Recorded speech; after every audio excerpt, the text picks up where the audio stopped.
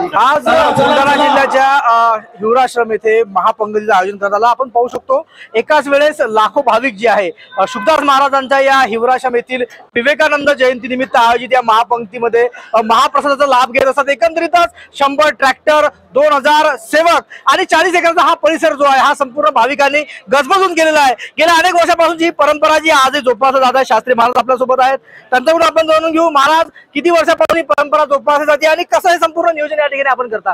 1965 सालापासून जेव्हापासून विवेकानंद आश्रमाची स्थापना झाली, सच्चिदानंद सद्गुरू स्वामी शुभदास माऊली नावाचा एक अतिशय निस्पृह, दयाळू, सर्वांवर प्रेम करणारा असा महात्मा प्रारंभीच्या काळामध्ये एकमेकांच्या मुखामध्ये घास घालून हा महाप्रसाद त्या ठिकाणी दिला जायचा।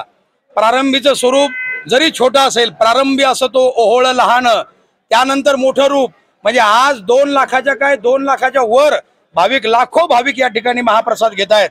सच्चिदानंद सद्गुरू स्वामी शुभदास माऊली हे खरे विज्ञानवादी संत आहेत। स्वामी विवेकानंदांसारख्या एका संन्यासी योद्ध्याचा आदर्श आपल्या जीवनात त्यांनी बाणवला। 1 कोटीच्या वर रुग्णसेवा केली।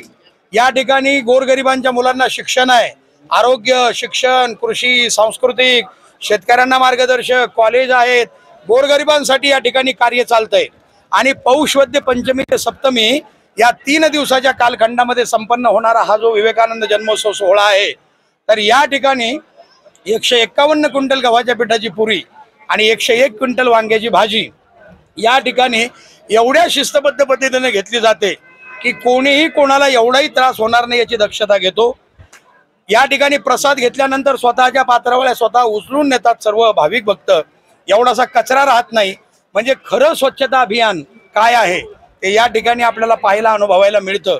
मी आपल्या चॅनलच्या माध्यमातून तमाम महाराष्ट्रातल्या नाही जगातल्या सर्वांना आव्हान करतो की स्वामी विवेकानंदांचा जो आदर्श आहे, उत्तिष्ठत जाग्रत प्राप्य वरांनी बोधत, हे सच्चिदानंद सद्गुरू स्वामी शुभदास माऊलींनी जोपासलं।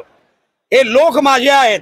स्वामी शुभदास माऊली नेहमी म्हणायचे की तुम्ही माझे देव आहात, आज आम्ही तुम्हाला नैवेद्य दाखवणार आहोत, आम्ही तुमची पूजा करणार आहोत।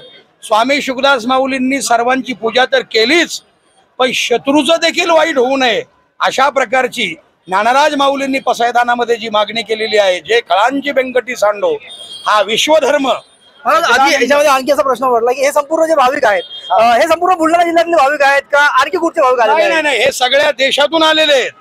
केवळ बुलढाणा जिल्ह्यामधले भाविक नाहीत, महाराष्ट्राच्या देशाच्या कान्याकोपऱ्यातून एवढंच नाही तर विदेशातून सुद्धा भाविक या ठिकाणी येऊन या ठिकाणचा हा आनंद घेतात। अनेक जण या ठिकाणच्या पर्यटन स्थळाला भेट देतात। इकडं फार मोठं शिव उद्यान आहे, हरिहर तीर्थ आहे, बोटिंगची व्यवस्था आहे, नयनरम्य।